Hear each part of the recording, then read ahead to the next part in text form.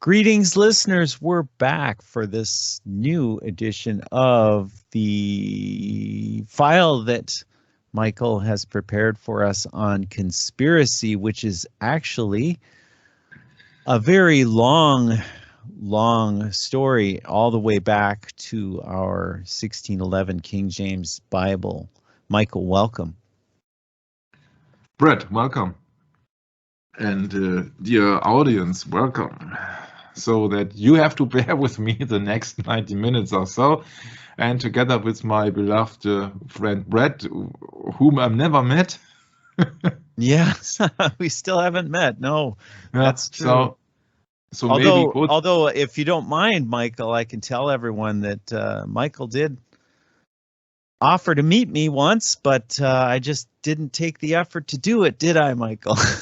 Yeah, that was years ago, but yeah, maybe we should check in at Elon Musk and ask for a ticket to the Mars. Then we meet up together. Or who's the other fella that does that kind of thing? The owner of Virgin Records? What was his name? I forget now. Yeah, I know whom you're talking about. Yeah, he does that outfit there in New Mexico. And Richard Branson, I think. Yeah, right? Richard Branson. Thank you. Yeah. Yeah. Mm-hmm. But I don't think we're going to be spending. They would never lie to you. Yeah, we're not going to spend that kind of money anytime soon. Oh, would they? Never. No. Would they cheat on you? No. Huh?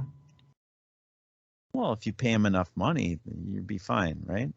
But what is the condition to be successful in this satanic world? It's not truth. Well, it's contrary to the truth, because we know the love of money is the root of all evil, Michael.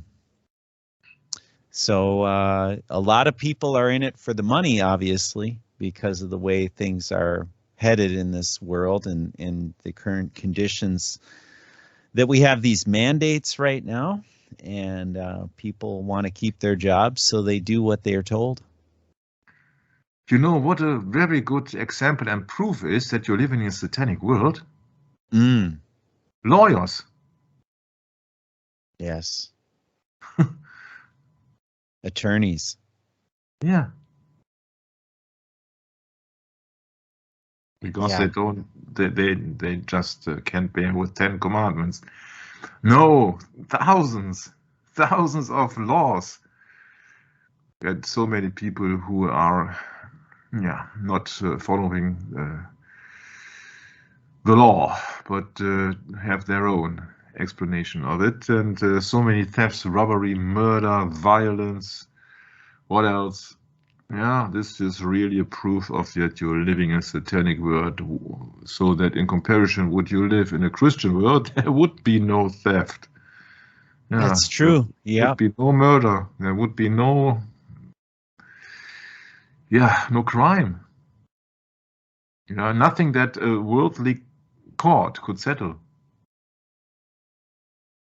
It's just you had the elders, but apart from that, God's laws are very simple.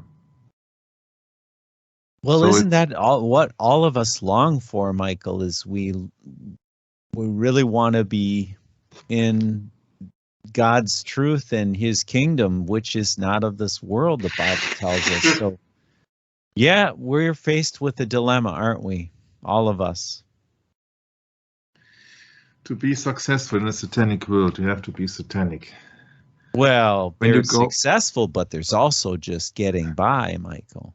Just making ends meet, In the last session, we spoke about the kings of the world, and I left the question a little bit open. Who are the kings of the world? Well, it depends on your point of view. In my point of view, the kings of the world are the rulers of the world who are more supreme than others. So the supreme head of state, for example, in the United States of America would be the president. I'm not talking about the people, the advisors, or the people behind or beside the president. I'm speaking about what actually the illusion is, that the president of the United States would be the most powerful man in the United States. But I wrestle with you on that, because isn't it diplomacy that the rulers are implementing? So if you are successful at implementing diplomacy with the monarchy, So isn't it the monarchy that are the kings, Michael? Yeah, you see, the king is just an average word from the Bible depicting a special position in the hierarchy. So the king is serving the whore of Babylon.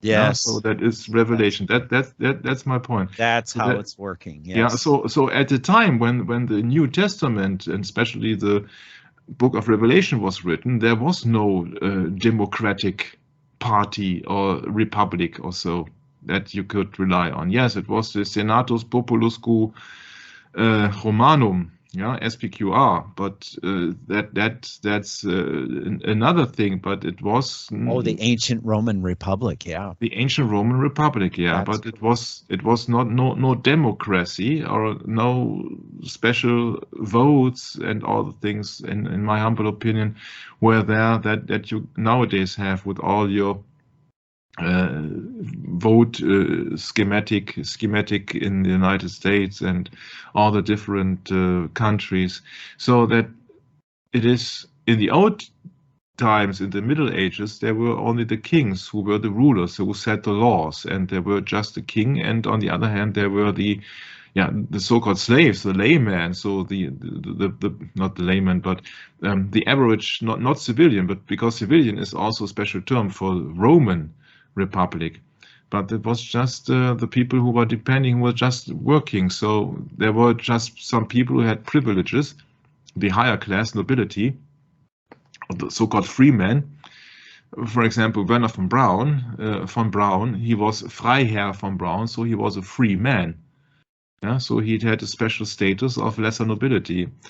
And so that what I am going into is that these kings of the world actually are the rulers who are in line with the doctrine of the apostate church, meaning the whore of Babylon, who's sitting at many waters with their doctrine.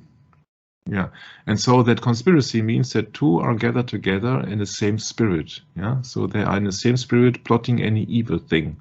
You see here deception, theory, scheme, trick, paranoia, plot, treason, etc. So these people are having a plan to benefit from an evil action. They are in line in the same spirit. So without any further ado, because I was too busy to rewrite a script from German and English, I thought, okay, well, maybe a summation of a German session would be more fitting.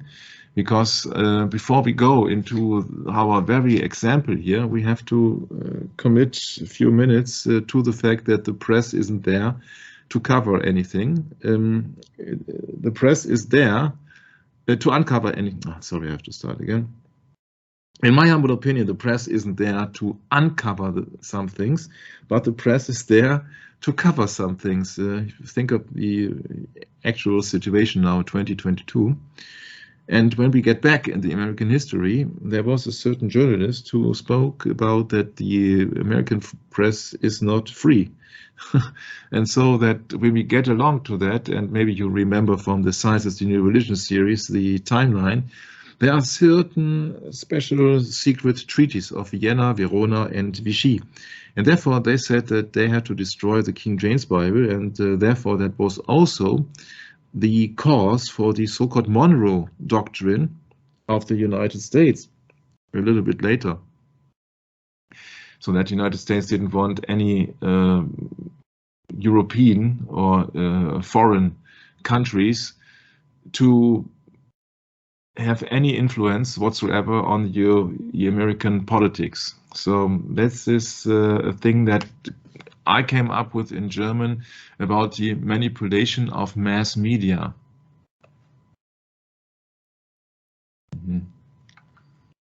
So, and I said in the German session, I came up with the question of the conspiracies, cui bono. Cui bono means who profits. Yeah, so who profits from the outcome of an evil plot? If you would like to solve any crime, if you're a detective, officer, what else? The first question that you got is, okay, who profits? Cui bono? A Latin phrase about identifying crime suspects. It expresses the view that crimes are often committed to benefit their perpetrators, especially financially. Which party benefits may not be obvious, and there may be a scapegoat. And that, yeah, then you know already maybe what I'm going into. That's coming from Cicero, actually. So it's a very, very long time ago.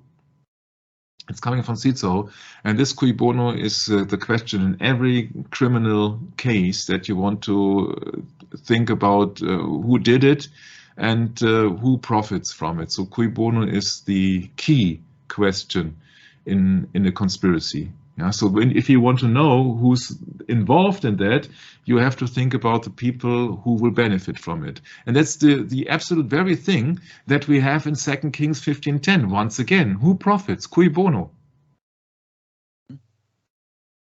Yeah, 2 Kings 15:10 reads, "And Shalom, the son of Jabesh, conspired against him and smote him before the people and slew him and reigned in his stead." Yeah, so who profits? In that case, Shalom. Yeah, so Shalom reigned in his stead.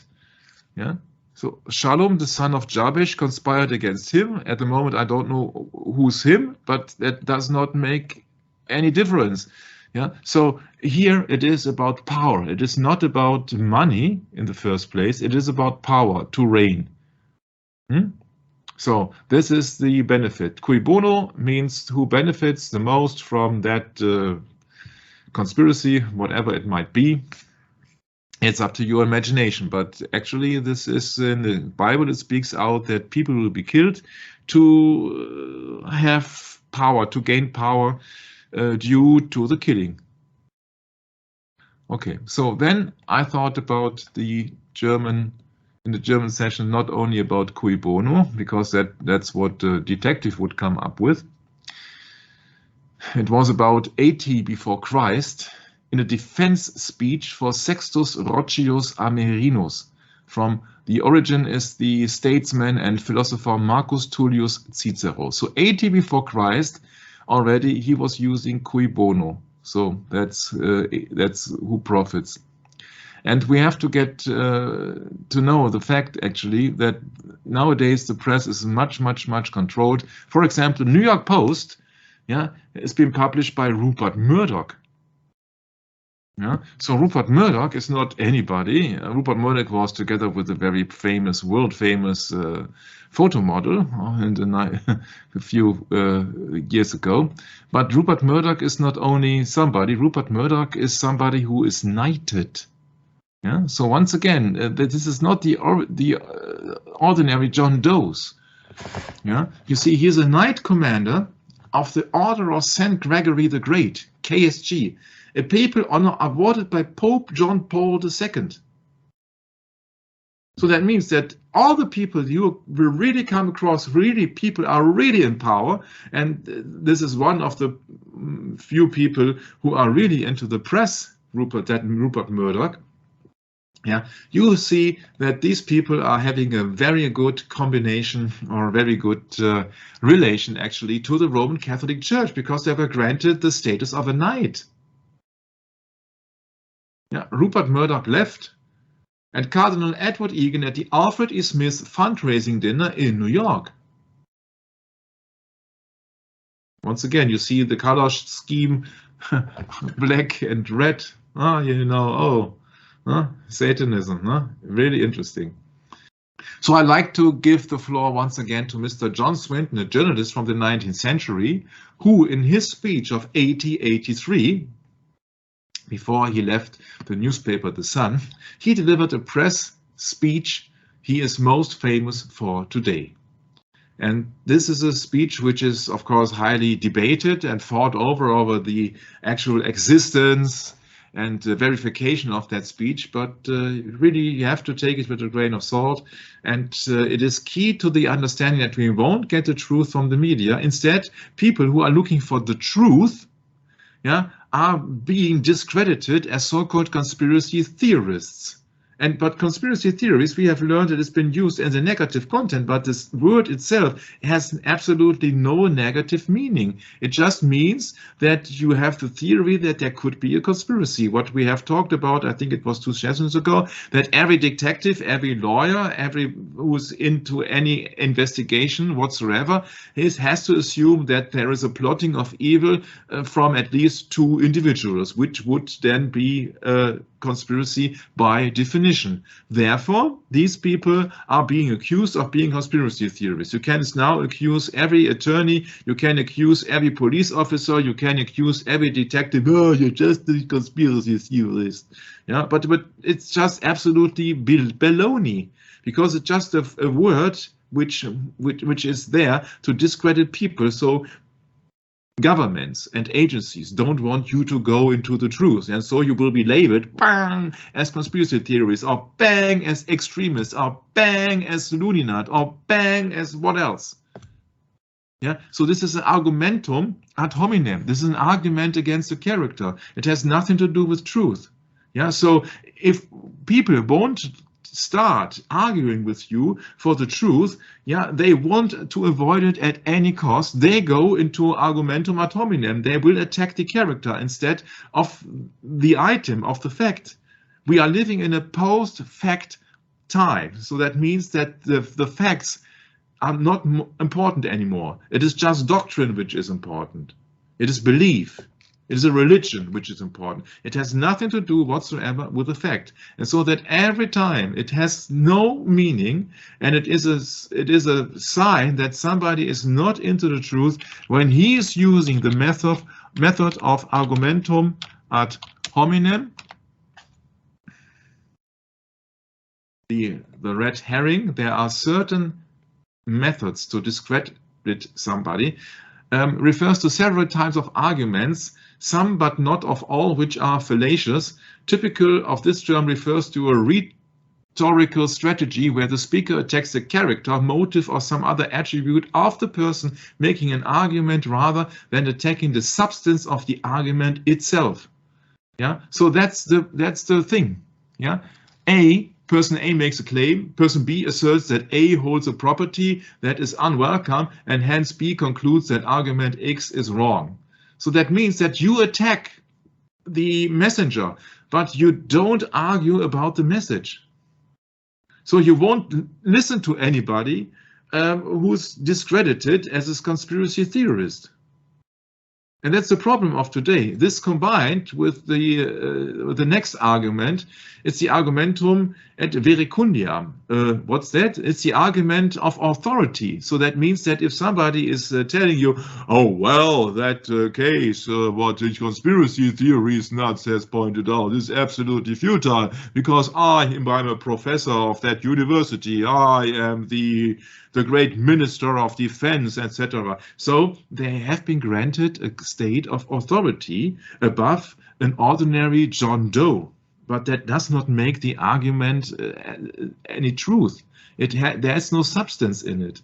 And these are all the things that, if it comes down to the absolute essence and nitty-gritty of it all, people will avoid getting into a discussion. Instead, they will try to put out to destroy your character, or they are coming up with so-called experts. And experts are you and me. Mm-hmm. There is no official explanation what an expert must have or must achieve, because everybody can be called an expert.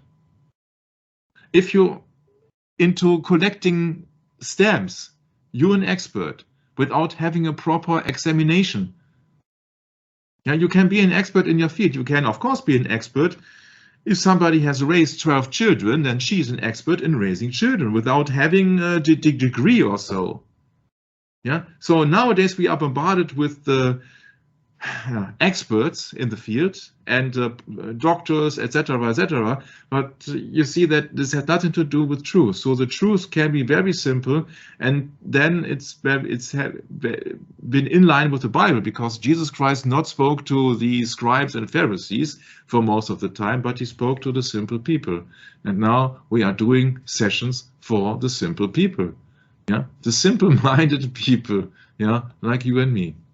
Yeah, and these simple people like you and me are discovering that many, many, many high influential people are actually been together with the Roman Catholic Church. And now is the argument of John Swinton very interesting when he is putting out a part of his speech there. Would you like to read it, Brett? Of course.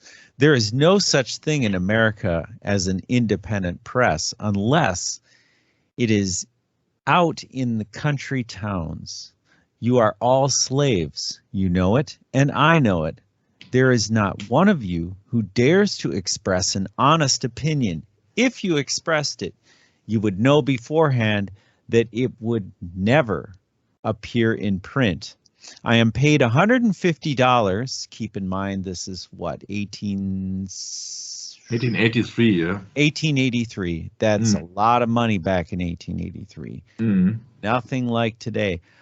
I am paid $150 for keeping honest opinions out of the paper I am connected with. Others of you are paid similar salaries for doing similar things. If I should allow honest opinions to be printed in one issue of my paper, I would be like Othello before 24 hours. My occupation would be gone. The man who would be so foolish as to write honest opinions would be out on the street hunting for another job.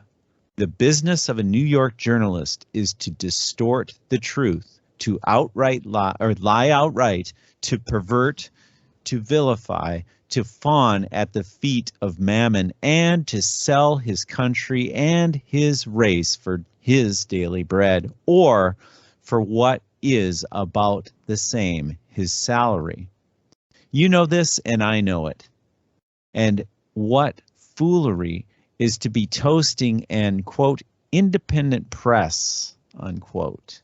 We are the tools and vassals of rich men behind the scenes. We are jumping jacks. They pull the strings and we dance. Our time, our talents, our lives, our possibilities are all the property of other men. We are intellectual prostitutes. Yeah, interesting that he's mentioning the mammon. Yeah? And in the Bible, it speaks that you can't serve two masters, God and the mammon. That's correct. Not possible. And so that mammon is everything which has to do with money and fame and fortune and. Oh, that's a really interesting piece of scripture. I'll bring it up, Michael, as you continue. Got to search it to find it.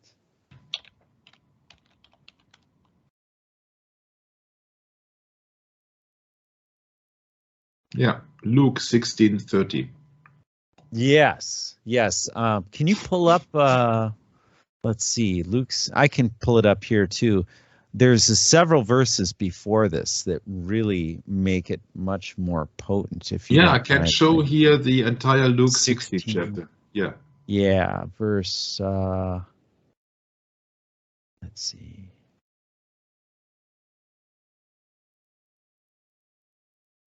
Which verse was it again? Oh, and there's several verses. Yeah, that's right. Luke 16, and then it is 13, for example. Yes. We can look it up. And 9. 9. It starts at 9. Yes, okay.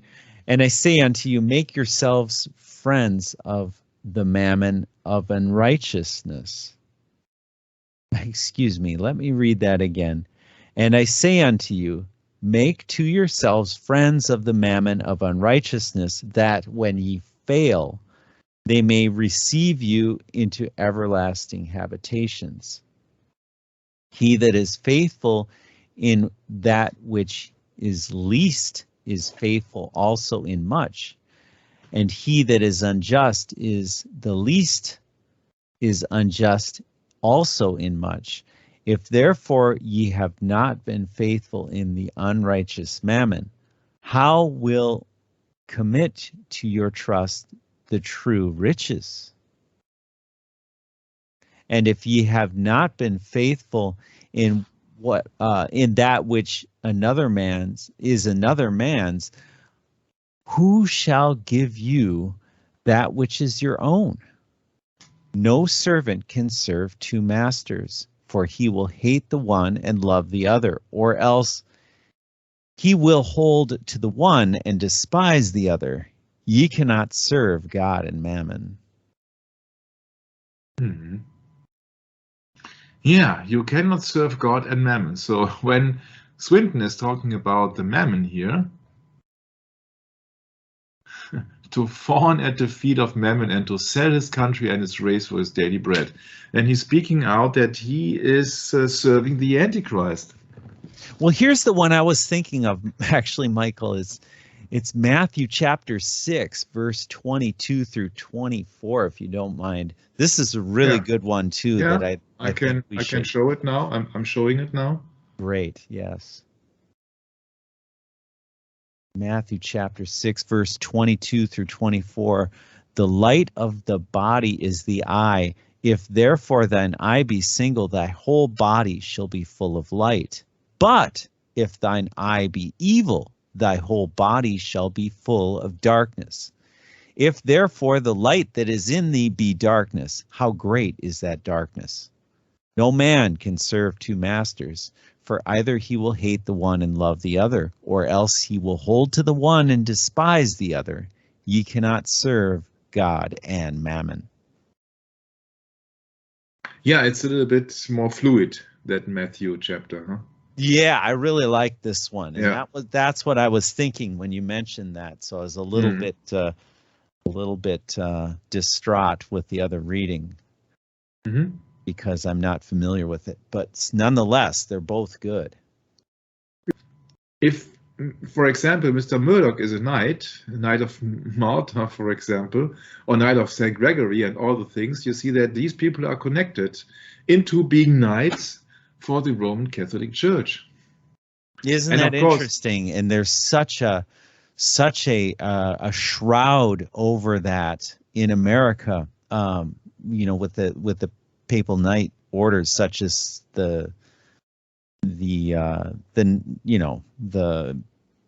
of the papal knight orders. It's just, I've never even heard of it till I started studying the Jesuits, actually. Yeah, the Knight of Malta actually also funded the CIA. Yes. Yeah, and these are also members of the Council of Foreign Relations and the Trilateral Commission. Quoted from Behold a Pale Horse by William Cooper. And this is the actual copy of that book. The Knights of Malta is a world organization with its threads weaving through business, banking, politics, the CIA, other intelligence organizations. P2 means propaganda, DUI. You think of the Italian lodge of the Freemasonry. Religion, education, law, military, think tanks, foundation, the United States Information Agency, the United Nations, and numerous other organizations. Why United Nations? Yeah, because as well as the Vatican, the sovereign military order of Malta is a member of the United Nations. They are not only a member, they are a permanent overseer.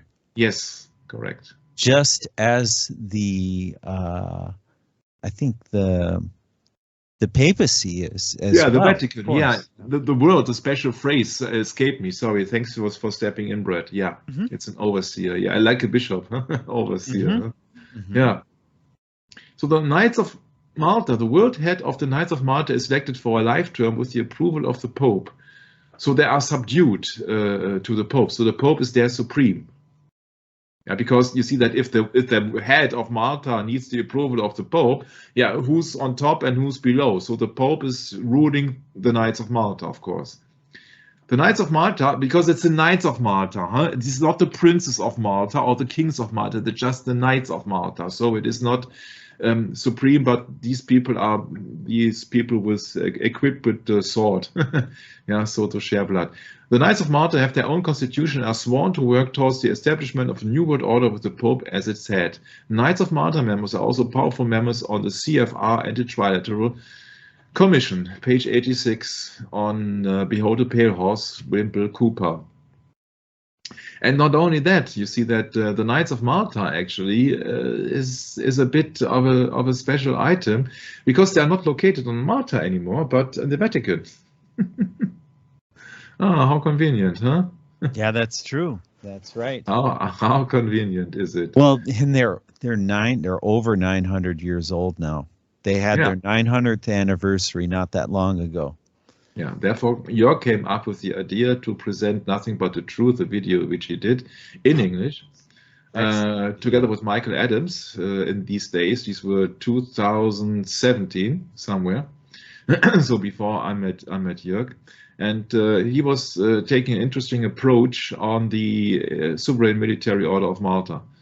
Yeah. So actually, I think it was around 2014 or 2015 when they made those videos. When maybe it is, but they have been published in 2017 at the beginning. So that, of course, they have to be much more earlier than that. So there are many things on his account, so on his channel. So if you want to know anything about it, then please visit Joggler66, our brother from Belgium, for Nothing But the Truth.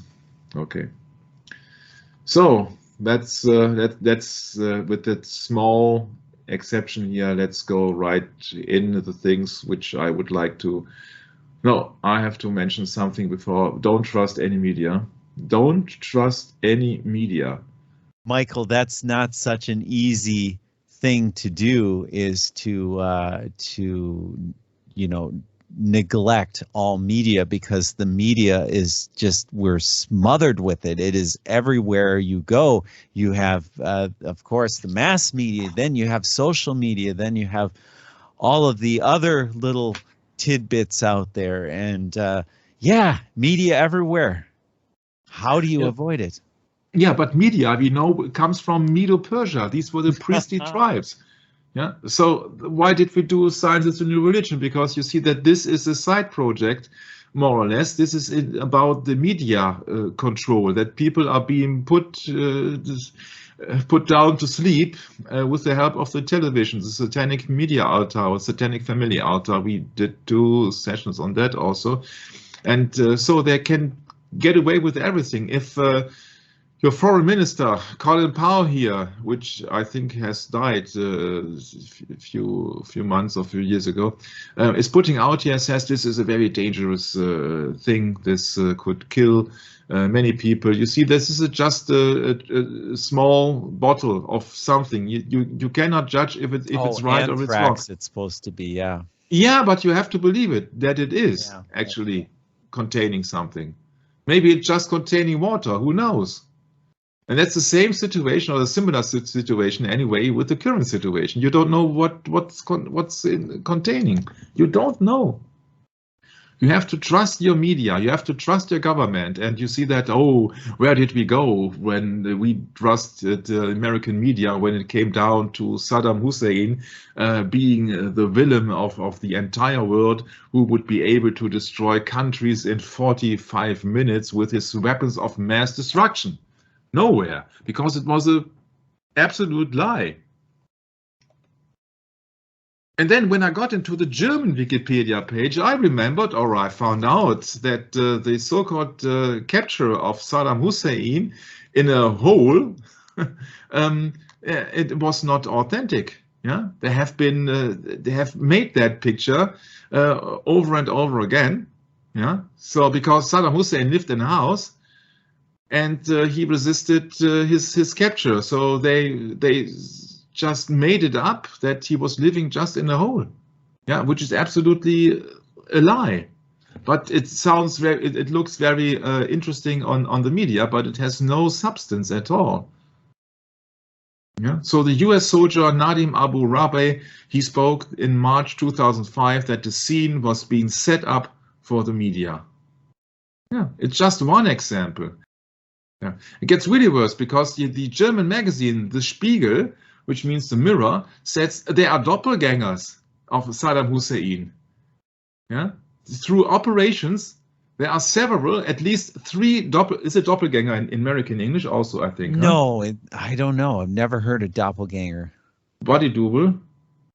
Ah, body double. Yes, body double for sure. Body double, yeah, so lookalikes. Yeah, yep, lookalikes. Yep. Yeah. So people. And when he has public appearances, he's been putting out some of his lookalikes. Yeah. So this was an official message on the German television second television channel on 2002. Official. Yeah, not conspiracy theory, but official German television. They said that at least he's got 3 lookalikes who are replacing them when it's maybe too dangerous or so. So if that is, yeah, how can you judge if something is right or wrong? Or if Saddam Hussein has been found or captured or been beaten up or what else? If he's got 3 lookalikes at least. So you see what it all comes down from. You cannot believe anything. You cannot believe anything. Please don't believe anything. Don't believe anything. Also, Mr. Roosevelt supposedly said that there are no coincidences in politics. But it's hard because that quote is not 100% correct. I have found out that it is not 100% correct. It is a little bit oversimplified. But the second German television series says that the research of his foreign journal has been resulted that these lookalikes, they were very similar and they were being made very similar by operations, and also were quoting his Dr. Moslem al-Assadi, who was then responsible for his throat and nose and ears and all this upper body stuff. And he says that there are several marks which I could recognize between the original and the forgery, actually. Yeah, so that if that is a reliable source here from the official German television set, then how many lookalikes does Donald Trump has, Joe Biden, or who else? Huh? It's very interesting because you see that usually that information you won't get anywhere. Yeah. No, I have to. No. I just want to. No, I don't want to do it from scratch, so that we skip it on that. So then we can go into this. So the Bible tells you the truth, but the media tells you a vision. A television, a vision from far away, which has most likely nothing to do with the actual truth. So what you see is not what you get. What you see is what you should get. What you should understand is that you've been manipulated very heavily. So you are manipulated very heavily. And I found one example I would like to go in very extensively, because I think that many things have spoken about it and many people have come across writing books, essays, documentaries, videos, DVDs, all the things. Who did it? Cui bono? Who profits from maybe the most famous or infamous conspiracy of the 20th century? I'm not speaking, of course, of 9/11, and I'm not supposed to speak about the current situation, but I speak about the 20th century. And what do you think is the most interesting conspiracy in the 20th century? Well, if you would ask me, I'd say it is this family. This is the family of Kennedy, the former United States of America, the 35th president of the United States. And I think that we all know how his presidency ended abruptly on November the 22nd, 1963.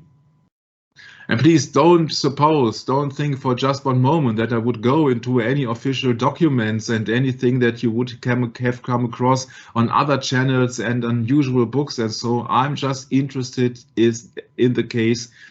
If the Bible is correct, then one king of the world was John F. Kennedy, at least during the time of 1960 to 1963. I know that I'm rushing through it because in the German series of that item here called Verschwörungen, which means conspiracies, I have done much more research into the item of conspiracy. But as we have several special history problems in Germany, I thought maybe that was a smart way to do, because in Germany we are much more restricted because of our history in the Second World War. So then we can go into the family of Kennedy, because if I can interpret the Bible correctly, then it means that all these kings of the world have committed fornication. And so the question is, if John F. Kennedy was one king as the United States president, did he or did he not? And what's very interesting is, cui bono, who profits? Who has really profited from the death of Mr. Kennedy?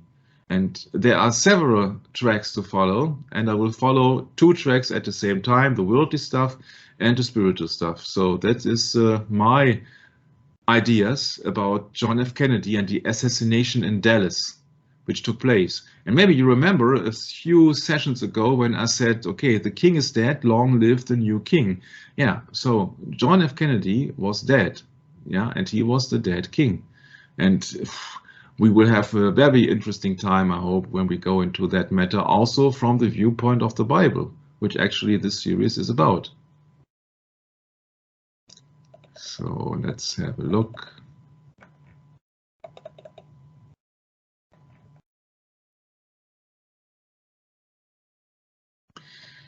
There is a CIA document 1035-960 concerning criticism of the so-called WOM report, which is like the 9/11 Commission report or omission report. It's about dealing with the subject of ruling out any conspiracy in the case of the assassination of John F. Kennedy. And this CIA document has one flaw. The problem is that it is most likely that, according to our research, the CIA has been controlled and founded by the Sovereign Military Order of Malta. And it's a secret society, of course, it's a secret service, which means that do you really think that they are putting out the truth? Their job is to do things in secret. So they won't admit anything they did, and you cannot accept and you cannot expect that they will have a great chat with you and speaking out the truth. So they won't, because their job is to get rid of people who are in the way of the government, for example.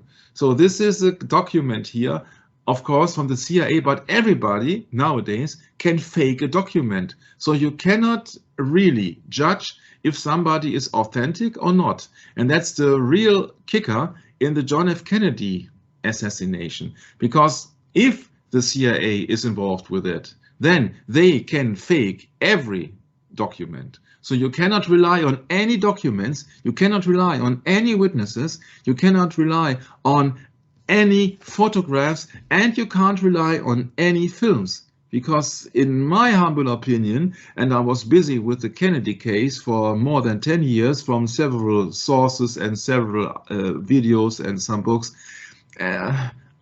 I would say that there is not one authentic photograph, not one authentic movie, because everything had to be accepted first from the FBI or some other organization before it was being published, for the general public, for the general John Doe. So you can't expect to have authentic material. The only thing you can do to think about the truth is to read the Bible and to compare everything against the Bible and to use your common sense or your Holy Spirit, which God has given to you, so that you really start once and for all. Start like in the example of science is the new religion. You have to start to think for yourself. After the assassination of Kennedy, some hours later, it was absolutely clear, at least on the radio, that this lone nut called Lee Harvey Oswald was the one who killed the president. Isn't it like the case in the 9/11 things, when a few hours later, then after the World Trade Center has crumbled, it was absolutely clear that it was just these loony Osama bin Laden and his terrorists who put out that thing into action on that very day. So it is very similar to everything that we have encountered on modern kind of assassinations and conspiracies. But once and for all, you cannot take anything for granted. Even if the document is, if the CIA is releasing anything, and I can tell that even your so-called mightiest man on the world, the powerful man in the world, Donald Trump, had not the power to release the documents which he promised. Yeah? So there are many documents which are blacked out. There are many documents which are unreleased until this very day. And we're speaking about almost 60 years later. Yeah, so government has something to hide. And the Bible tells us that the governments and the kings are working together with the whore. And this is going to be a wild ride. So if that document, if it is, assumingly, if it would be authentic, then it states, conspiracy theories have frequently thrown suspicion on our organization, speaking of the CIA, Central Intelligence Agency. So it is about information. And CIA is also being founded by the Knights of Malta. So by a Roman Catholic knight order. By the way, knights are the people who are supposed to kill. These are the people supposed to have a sword in their right hand. Yeah, these are the people to share blood. These are not the people who are collecting blood. These are the people of the Red Cross. Yeah, so that is the civil organization of the Sovereign Military Order of Malta. But maybe we will come across some interesting pictures in the future sessions. So they say, once again, conspiracy theories have frequently thrown suspicion on our organization. For example, by falsely alleging that Lee Harvey Oswald worked for us. The aim of this dispatch is to provide material countering and discrediting the claims of the conspiracy theorists, so as to inhibit the circulation of such claims in other countries. And once again, we come to that conclusion that we need etymologically online. Etymology online. Yeah, and then you type in conspiracy. A plotting of evil. Okay, that's so much. Let's have a look. I know it was somewhere. Yeah, it's right there. Conspiracy theory. Yeah, I know. It's been mentioned in a negative sense. Oh. Yeah, it's used in general reference to theories of hidden cabals pulling wires behind the scenes is by 1871. Yeah. That's so pretty close to that time that John Swinton spoke. Yeah, up. And very close to that time that the Jesuits were forbidden in many countries. Yes, and very close to the time when the First Vatican Council was taking place, 1870. Yeah. Agreed together to commit a criminal or reprehensible act. Yeah. So much so. Conspiracy on the larger scale often suggests it would be impossible to conceal in the United States, especially since informants could expect to receive large royalties, etc. Note that Robert Kennedy, Attorney General of that time, and John F. Kennedy's brother would be the last man to overlook or conceal any conspiracy. And as one reviewer pointed out, Congressman Gerald R. Ford would hardly have held his tongue for the sake of the Democratic administration. Oh well, wasn't Gerald R. Ford later been crowned as the so-called President of the United States? Yeah. And Senator Russell would have had every political interest in exposing any misdeeds on the part of Chief Justice Warren. A conspirator, moreover, would hardly choose a location for a shooting where so much depended on conditions beyond his control. The route, the speed of the cars, the moving target, the risk that the assassin would be discovered. A group of wealthy conspirators could have arranged much more secure conditions. That's right, but maybe it was supposed to happen so. Oswald would not have been any sensible person choice for a conspirator. He was a loner, mixed up of questionable reliability and an unknown quantity to any professional intelligence service. And let me add, he was just a marksman, so that is the lowest rank of a expert shooter. So he was not that expert shooter, especially not under that condition, but that's just for a later session. So this is just what I wanted to start with the history of Kennedy first before we go into assassination, because to understand what this man was all about, to understand what his background was, to understand the complications between the government, the church, and all his affiliations, you really have to study Mr. Kennedy first. And this is a very interesting one, because he is not just the ordinary American president. First of all, once again, don't be fooled by television. Don't be fooled by any objects. Don't worship images and idols. You see, if you're a little bit experienced in that regard, you see that this is not a normal photograph, Brad. No, okay. This is not a normal picture. Yeah, so what's special in that picture is that nobody behaves like on that picture. Everybody's smiling, everybody is focused, almost everybody is focused on John F. Kennedy in the middle. So he is the person in the middle, he is center here. So he's the center of the attention. Yeah, he's the biggest also. Yeah, he's the center of attention here. This is his father, this is his brother, and maybe this is Ted, I don't know. Yeah, so that is just the case here. So these are sitting here, these are leaning here. He's the one who has the biggest posture. So he's the one who is dominating that picture. Everybody is looking, smiling, laughing. Haha, yeah, this is a fake photo. No, the photo is real.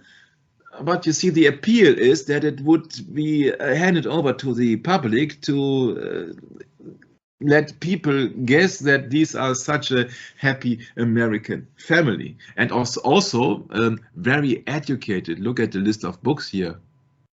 Yeah? So this is a picture which is unnatural.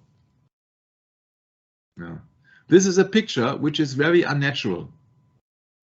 And it just focused on John F. Kennedy, who should become president and who was becoming president. But this is just public relations or propaganda to point out that he's the man. Yeah, he's the sunny boy, he's the man. Yeah, so this is also this is an authentic picture, but it reveals that it was been set up for promotion. Yeah, so, a photo op, right? Yeah. And I'm assuming op means opportunity. Yeah. So if everybody talks about Kennedy, they usually don't talk about his achievements in politics, but everybody refers to the assassination. Yeah, so you see that that's the assassination. Kennedy, for example, is very interesting. Kennedy is an Irish surname and is said to be from Old Irish, Sinite, and means ugly head. And why did I choose A Nightmare on Elm Street here? Because that the main character has an ugly head, I'd say. And if you think that I did it on random, no, I don't. Because this is the Elm Street and there a nightmare happened. Yeah, the nightmare for John F. Kennedy, because he was shot on that very road. In 1963, of course, this is a much more modern picture here. They didn't have that sophisticated cars, which can be controlled, yeah, by GPS in 1963. So, but this is the Elm Street, and therefore this series of horror movies is called A Nightmare on Elm Street, not by accident. Yeah, and Kennedy means ugly head. So, haha, maybe, yeah, this is about to make fun of people who actually don't know what Kennedy is all about. And I think that most people know that Kennedy died on Elm Street, huh? There's also a book from Stephen King, which is dealing about the assassination on the 22nd of November. Yeah, because you see that is one of the main pillars of conspiracy theorists. Yeah, so Stephen King's had made several interesting books. Of course, also the book called The Stand. yeah, the stand is about the virus. But you don't want me to go into this, huh? I'm not going into this. Yeah. So if I would use the DeepL translator, for example, for ugly head, yeah, it is really in German, it means also really an ugly face. It's not only an ugly head, but an ugly face. So somebody you would not like to approach. But I think that Kennedy had everything but an ugly face. I think that he was a kind of sunny boy, huh? That's what you usually think about John F. Kennedy. He was very young when he was elected president. He was at the age of 43 and he died at the age of 46. So that sets him apart as the, in my humble opinion, as the youngest president of all times in the United States. And also, of course, that sets him apart as a kind of womanizer and a kind of attractive politician in his days, especially when you compare that to the older generation like Eisenhower and so on. So this is the 35th president of the United States, JFK. Yeah, but it's not his full name, because it's John F. Kennedy, and F stands for Fitzgerald. And Fitzgerald is a Hiberno-Norman. Huh? You see that? This is the case why I did that session together with Brett here. Yeah. Yeah. Cambro-Norman, Anglo-Norman surname. It's patronymic as the prefix fix derives from the Latin filius, meaning son of. So, yeah, Fitzgerald. Interesting. Arms of the Fitzgerald dynasty, so coming from Ireland. And we know, and Fitzgerald means son of Gerald. Yeah, so it is John, the son of Gerald Kennedy, or would you really like to translate it? It is John, the son of Gerald Uglyhead. Yeah. So, but going into this, you see that the Fitzgerald is a name coming also from Ireland and Britain, and we know, or maybe you know, that Kennedy has some Irish ancestors. So they were coming from Ireland to the United States of America. Yeah. So that was, this Fitzgerald was a dynasty from nobility. So these were a nobility actually, and there are some mystics here, the annals, so the tales of the four masters and all this stuff. You see these mystics, annals of the four masters. Yeah, sure. It's the counterfeit of the Bible. Yeah.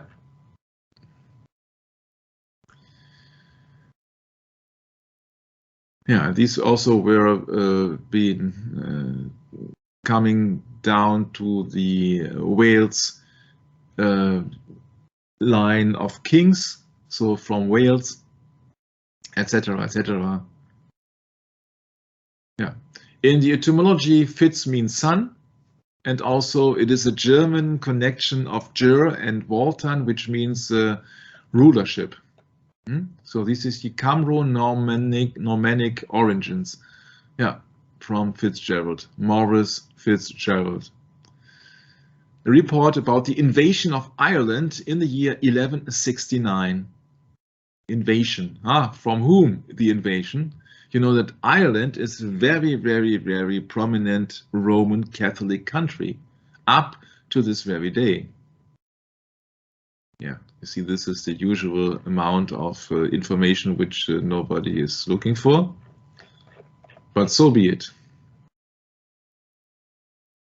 There's also a USS Fitzgerald, a name for United States Navy officer Lieutenant William Charles Fitzgerald, but it had nothing to do with Mr. Kennedy so far.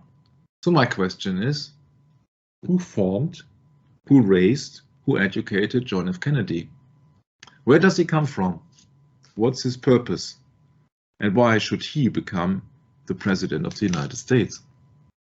Going back to his ancestors is Patrick Joseph Kennedy, the son of Irish immigrants born in Boston on the 14th of January 1858. His father, Patrick Kennedy, died of cholera 10 months after he was born. His mother, who had also 3 daughters, found work as a clerk in a shop. Kennedy, speaking of Patrick J. Kennedy, attended the Roman Catholic school, the Sisters of Notre Dame. Notre Dame is French. Of course, there is a big chapel in Notre Dame in Paris. Notre Dame means Our Lady. So Maria, of course. Yeah, they purchased a rundown saloon in a poor area of Boston. He was a teetotaler. The business was a success, and he soon was able to obtain a second saloon. He started his own wine and spirit importation business, P.J. Kennedy and Company. He married Mary Augusta Hickley, the daughter of a prosperous businessman in the city. Interesting, yeah, so that, the mammon. And as a member of the Democratic Party, Mr. Kennedy here was elected to the Massachusetts Senate in 1892. So we can assume that politics are much in the genes of Mr. John F. Kennedy. Along with Mr. Fitzgerald, with Mr. Fitzgerald, it's very highly likely that it has something to do with the middle name of JFK. Kennedy became the most important political figure in Boston. In 1940, so the beginning of this First World War, Kennedy's son, Joseph Patrick Kennedy, married Fitzgerald's daughter. So the both men in Boston who were the most important political figure, they had then teamed up their children.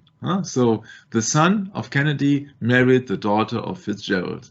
So you have political power. So both people are in the same boat. The name of the daughter is Rose Fitzgerald. The parents of John Fitzgerald Kennedy, John Fitzgerald Kennedy, JFK. These are the parents of JFK, RFK, and Edward Kennedy. And this Patrick Joseph Kennedy, so the grandfather of the president, died in 1929. Well, you see that this John Francis Fitzgerald, he was the son of Irish immigrants, which means these people were coming directly from Ireland into the so-called New World. He was serving active in the Democratic Party. That's the same party that JFK later attended. And he became a member of the Massachusetts Senate in 1892. So when John F. Kennedy went into power, becoming the president in 1960, there was a history already of 68 years in the Senate of the Kennedy and Fitzgerald connection. 3 years later, he was elected to Congress. In 1906, Mr. Fitzgerald became the mayor of Boston. In doing so, Fitzgerald became the first mayor in the United States whose parents had been born in Ireland. So they got something more in common. Mr. Fitzgerald and Mr. Kennedy both were coming from Ireland. Fitzgerald's daughter, Rose Fitzgerald, was later married to Kennedy's son. He now joined forces with his former rival, Patrick Joseph Kennedy, to run the city.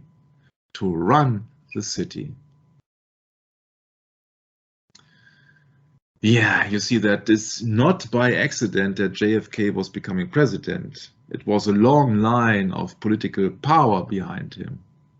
Now we're coming to the grandfather, once again, of Mr. John F. Kennedy. That's him, about 1900. And I think that we can skip that because I have also been translated it into English. I just read the things which could be of interest for you. He was connected to the Senate of Massachusetts 3 times for 2 years each. He was one of the important leaders of the Democratic Party in Boston. In 1888, he was being invited to hold a speech of the candidate of the Grover Cleveland to the President of the United States. He left the Senate in 1895 and was meeting in close circles and was then selecting and giving away some official positions.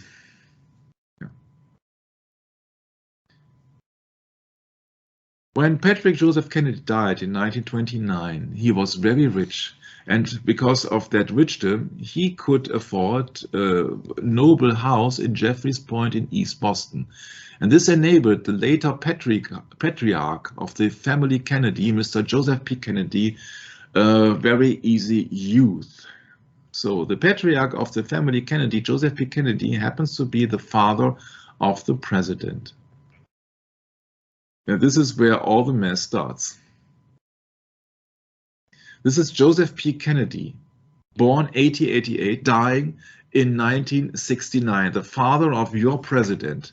He was an American businessman and diplomat. Oh, haven't we said that these so-called diplomats are secret agents because they carry secret state secrets, and so they have to have a clearance, like people think of Mr. William B. Cooper, but these people actually have to have a clearance because they handle with very delicate information. Yeah, so I did something from the Sesame Street here because I think that you see that Geschäftsmann means businessman, and what does businessman mean? You see, this is a title which bears somebody who's just doing it for the money, for the love of money, or just serving the mammon. Yeah. So this is just the German part of the script. I'm very sorry to translate it, but there are just some names and dates. Yeah. So they had several children. The oldest son would be Joseph Patrick Kennedy, who died in the Second World War.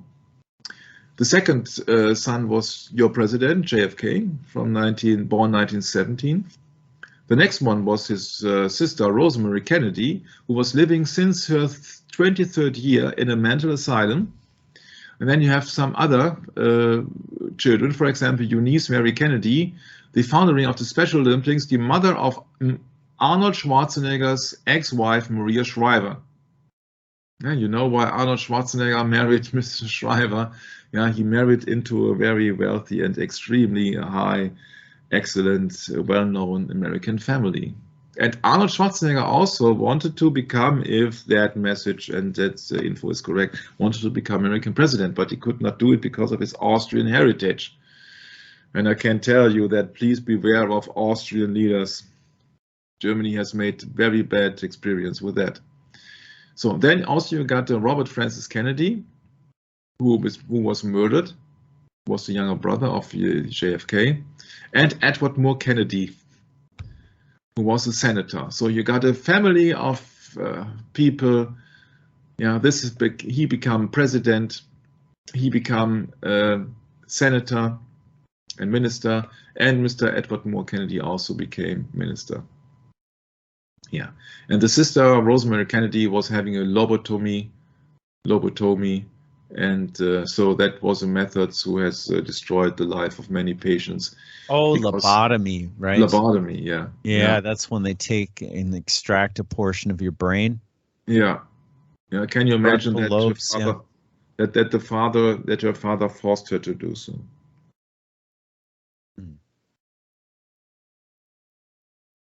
Yeah, it was the latest science in that day. Huh? What does that tell you? Huh? It was the latest science, lobotomy. Yeah. They had very, very much proteges, but it just was destroying the life. Yeah, and the inventor of the lobotomy has received the Nobel Prize in 1949. Can you imagine that? 1949. My. The neurologian Walter J. Freeman said in 1949 you could heal mental illnesses by that. For that so-called innovation, he received in 1949 the Nobel Prize. He was a neurologian at the George Washington University. It is unbelievable. Unbelievable. Yeah. And in 1969, they got rid of his license to make any operations. He could not make any operations anymore since 1967. Many people were being mentally ill with that method, and that method was the latest feat in science. What does that tell you of any current situation? You're saying that in 1967 they extracted his license? Yeah, that's what Wikipedia tells you. Wow. I guess it didn't work out too well, huh? No, it does not work. It didn't work out in any way. No. Yeah, so but that's hidden from the public eye usually. Well, you know, we would joke around when we were younger talking about, well, yeah, he's going to get a lobotomy, you know, kind of a sarcasm, you know. Okay. Yeah, it's bad news. Obviously. Yeah. Yeah, in February 1967, Freeman performed his final surgery on Helen Mortensen. She died of a cerebral hemorrhage, as did as many as 100 of his other patients. He was finally banned from performing surgery. Mm-hmm. Gotcha. Is that straight enough? That's straight enough. That's straight enough, huh? Yeah. And one of his victims was the sister of JFK and RFK, of course. Mm-hmm. Nominated his mentor for. He nominated his mentor, Antonio Egas Moniz, for a Nobel Prize, and in 1949 he won a Nobel Prize in philosophy. It was seen as a possible treatment for severe mental illness, but within a few years lobotomy was labeled one of the most barbaric mistakes of modern medicine. Well, take this into context of 2021, 2022, or what else? Yes. What a stupid concept. Mm-hmm.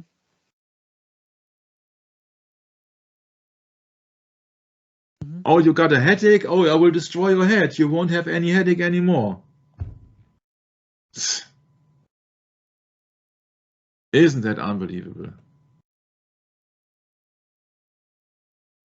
Well, that kind of explains the whole origin of the science and that explains also much, huh? The military order of St. James of the Sword. Oh, it's always the same. It's always the same. Yeah. But that website is correct when it says, okay, he did not have the allowance to operate anymore. Yeah, and the father of Mr. Kennedy, Joseph Kennedy, had also an affair because he's got an illegitimate son with the actress Gloria Swanson. Yeah? So he was unfaithful as well. Coming from Ronald Kessler, the sins of the father. And his mistress, Gloria Swanson, was also his business partner in. Yeah? So business partner and mistress at the same time. So the father of your president was visiting the Harvard University with a Bachelor of Arts, or what is it? Bachelor of Arts? Oh yeah, yeah, that's right. Bachelor of Arts, huh? Okay. Joseph Kennedy wanted two goals, which were the most prominent: to get rich very fast and to have a high social power and recognition. Because he was not granted the membership in all important clubs due to his religion and ethnical background. What could that be, huh? Could that be the Irish Roman Catholic religion? Yeah. At the age of 25, he was the youngest director of a bank in the United Nations as the new director of the United States, as the new director of the Columbia Trust. Yeah. But he was so successful that he was making so much money that he had some investigations coming across him, so that during a financial scandal at the CLC, Kennedy had to withdraw from the business in 1917 for quite a while. Huh? So in 1917, Kennedy was in the Massachusetts Electric Company, one of the youngest members of an American big company. Kennedy sought an exception, which he received from the Bethlehem, interesting, Shipbuilding Corporation on the Fall River, despite his lack of expertise in shipbuilding, because he was working in a business essential to the conduct of the war. Based on a recommendation of Guy Currier, Bethlehem's steel attorney, he received the position of Assistant General Manager of the shipyard, which included an annual salary of $4,000. It was here that Kennedy first met Franklin Delano Roosevelt, who was then serving as a Secretary of the Navy. You know what he wanted to achieve? He wanted to achieve being rich, and he wanted to strive for power. Yeah. Then it goes again, it goes again, it goes again, it goes again. Okay, that's what my comment was. For the love of money is the rule of all evil. Yeah, right. It says right there he traded.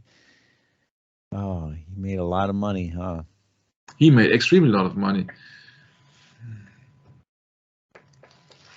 It is unlikely that Kennedy's salary alone was enough to speculate so successfully on the stock market that he could feed his family of 5 by now, indulge his passion for betting, and become a millionaire on the side. Rather, it is documented by numerous sources that Kennedy entered the alcohol smuggling business very early at the beginning of the Prohibition.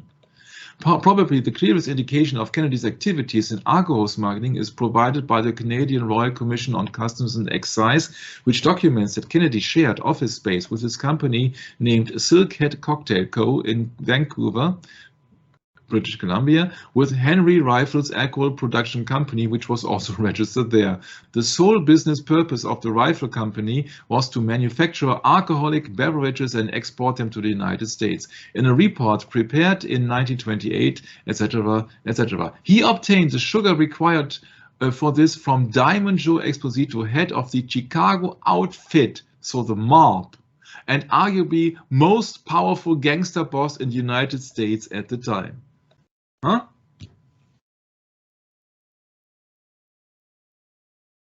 Yeah, you know, where the rumors are coming from that the mafia, the mob, is connected to the assassination of John F. Kennedy, because the connections from the Kennedy family to the mob are at least being reported since 1928.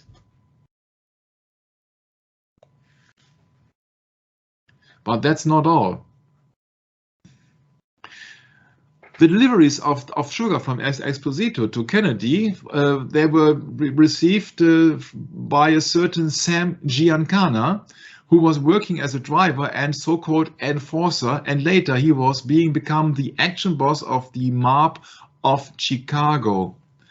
After Kennedy was just been delivering one portion of alcohol through the area of the Detroit Jewish Purple Gang, this Purple Gang was asking for his head, so to kill him, and has also been ordered a killer for killing of JFK's father due to his illegal transactions on smuggling alcohol.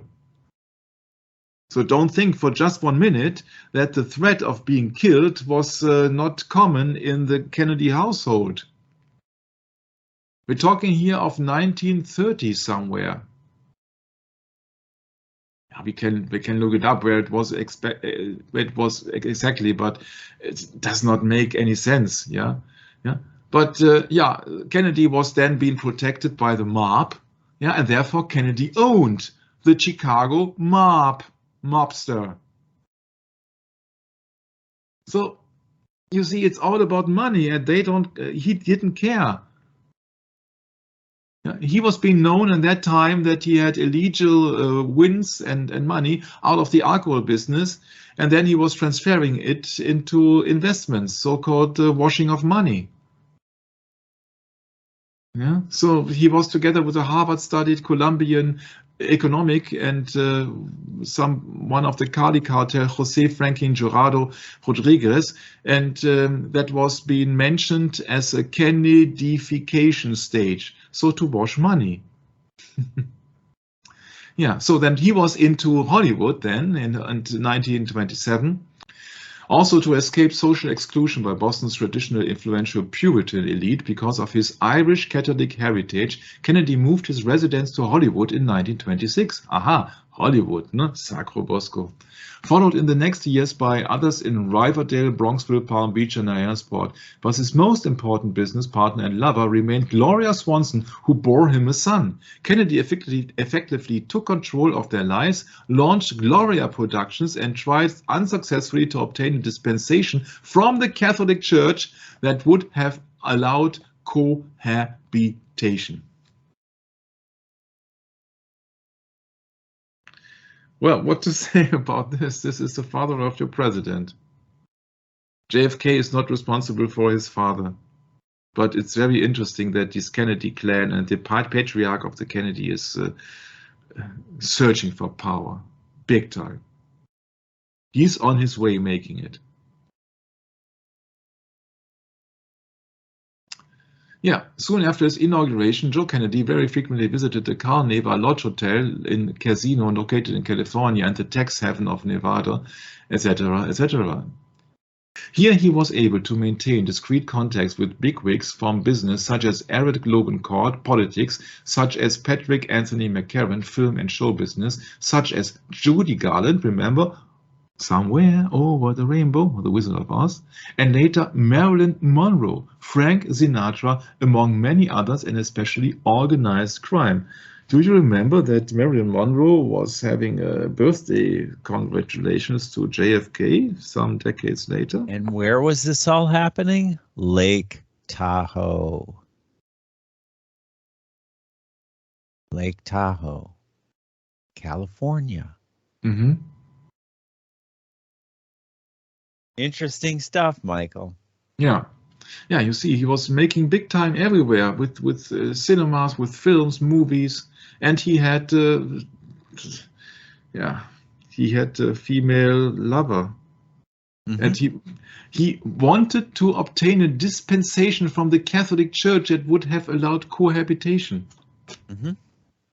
Unsuccessfully, Michael. Yeah, unsuccessfully, because it was 1928. But nevertheless, you see that you have to be very rude to do this, to achieve that, if you got 5 children already. Yes. Maybe there were 4. I don't know the timeline now in my memory. But you see that this is a very ruthless character, so it seems. It's about the love of money. Mm-hmm. And in that environment, the young JFK was getting educated. He required the Radio Corporation of America, 1928, and many other things more. Kennedy's main interest in getting involved in the film industry was to make money rather than to make good films. He had realized that the theater chains were vulnerable to blackmail by the production companies and had therefore decided not to be one of the blackmailed. As the film industry grew rapidly, production costs also rose to astronomical heights. Stars such as Charlie Chaplin, remember, the great dictator, he wants to rule the world, were paid up to $10,000 a week, necessitating increasingly financing from banks. All too often, banks refused to get involved. The director of DeMille Pathé, Cecil B. DeMille, once described the situation. This, quote, "When banks came into pictures, trouble came in with them," unquote. Kennedy succeeded in undermining this Jewish dominance in Hollywood by stoking fears that American politicians would distrust a major industry and pass laws to censor it if it were dominated by European Jews, etc. So that's when it ends here, because it's more than 5,000 letters. It gets really worse now, I can tell you. I will translate it for you, and I'm sorry if it looks a little bit amateurish here, but it is about the truth and not about the format or the image here. Now, this is a real eye-opener. Immediately after the end of World War II, Kennedy began to invest heavily in real estate. In 1945, using only $800,000 in equity, he acquired for just under $13 million the Merchandise Mart in Chicago, which had originally once been built in 1930 by Marshall Field for $30 million. And at that time was not only the largest commercial property in the world with its 370,000 square feet, but where outfit control, gambling and prostitution also flourished. Ring a bell? Sinatra, mobsters, Sam Giancana, Diamond Joe, etc., etc. Having 2 weeks earlier purchased a 13-story building from the Saucony Vacuum Oil Company in Albany for $1.8 million. The purchase of the Merchandise Mart is noteworthy in that Kennedy acquired it for slightly less than half its original construction cost, despite the fact that the National Real Estate Index for construction costs in 1930 more than doubled to its commercial value in 1945. You think that is an eye-opener? I got something more to tell you.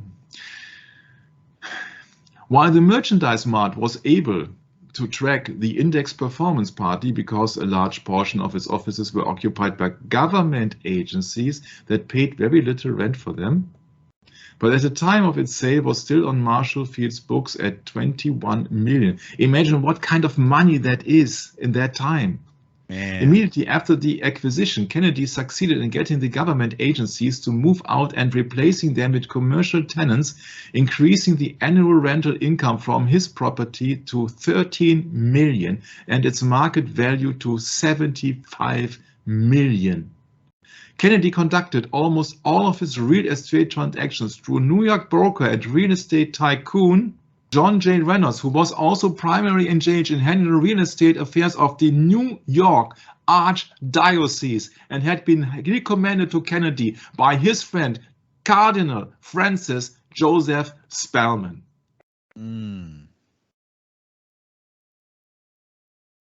Friend. Yeah. That's the eye-opener. Wow. That's a big one.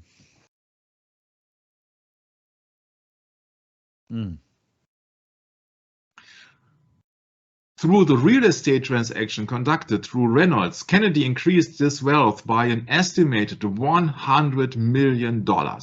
Kennedy approached his real estate commitments according to a strategy called leverage on equity. To purchase a property worth, say, $2 million, he borrowed 1.8 at 4%. With net rental income of 6%, he generated a surplus of $48,000 per annum, so every year, which corresponds to return on investments equity of 24%. So there you got it. There you got it. And you really think that the church is only about faith?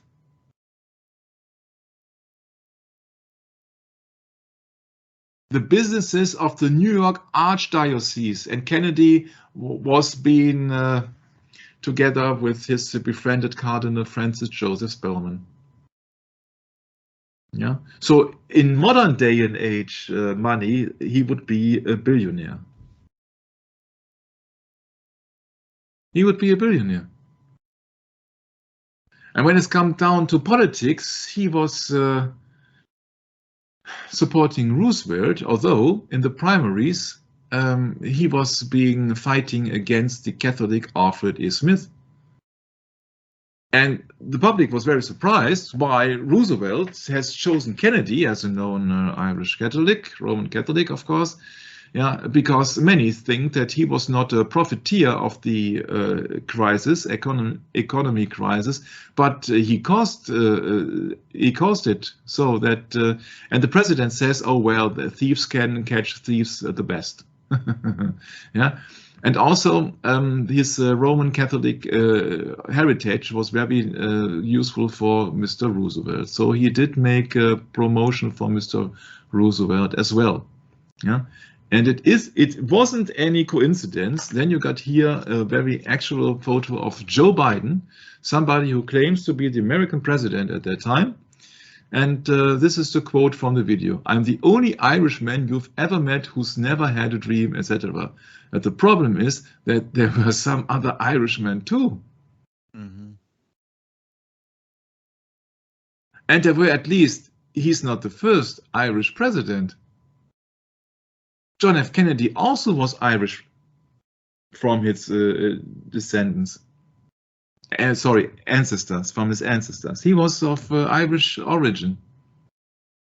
Yeah, the Bidens are Roman Catholic and Irish American, both at the same time. Yeah, but Mr. Kennedy didn't receive the position in the financial ministry.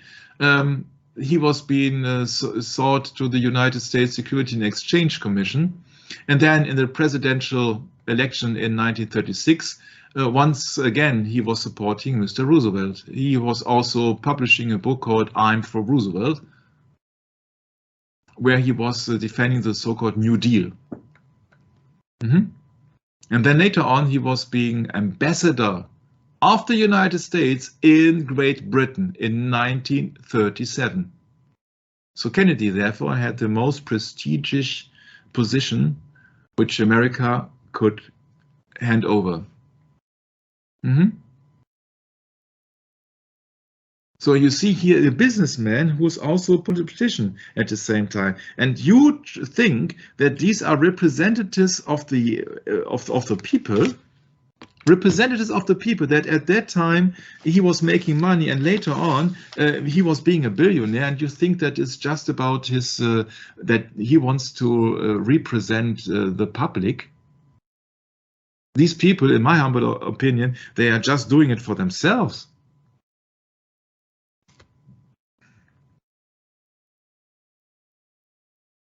He was on a journey in March 1938 with the family to London. There, his sons Joe Jr. and John, so means JFK, they were also working in the embassy.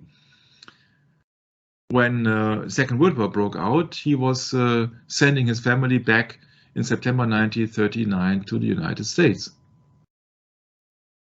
Then he was very friendly to the Nazis, and he was being seen as a persona non grata, so that he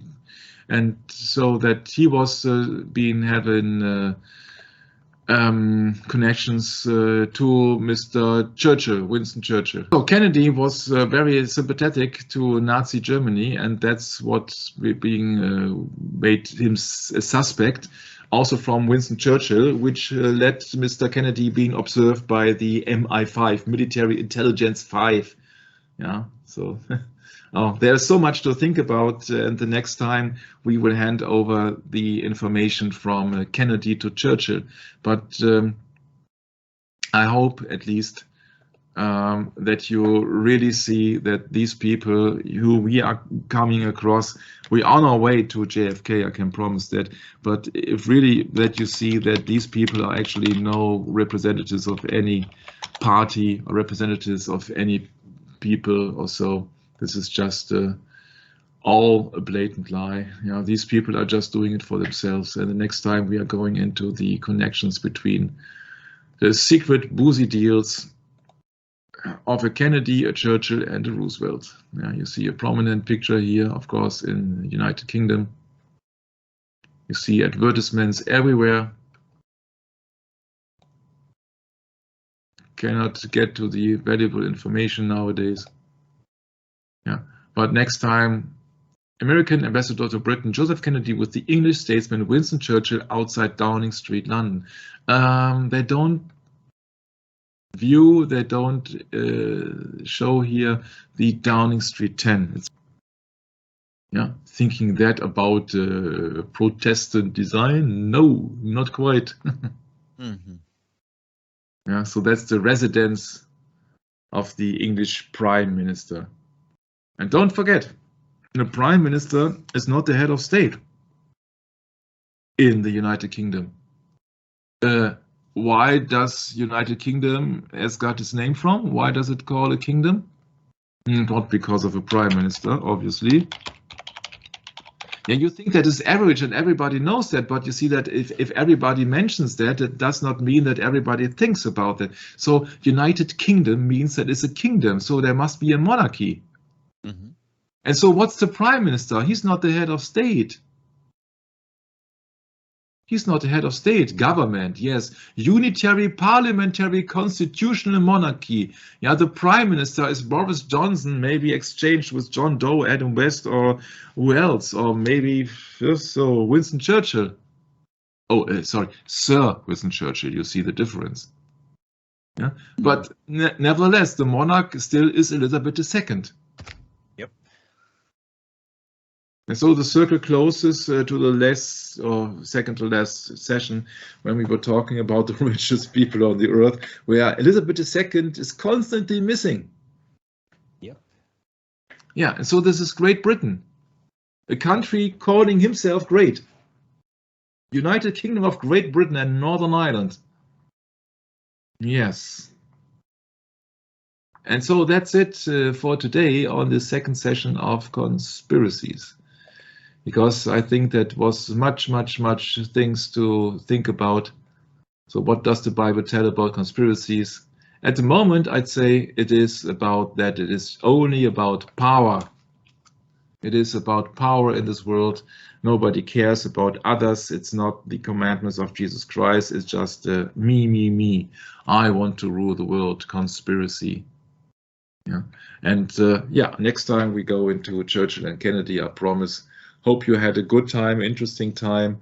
It was not that much of a Bible session because from now on we have already talked about the biblical foundation, and so that we are going into an example year of the Kennedy, especially later on at the surrounding events of the assassination. And I think you will see some things that usually not been mentioned with Kennedy, and this is just the beginning of all the mess. So even if you think that your maybe favorite president, John F. Kennedy, was some ordinary bloke, I have to disappoint you heavily, because he was anything but.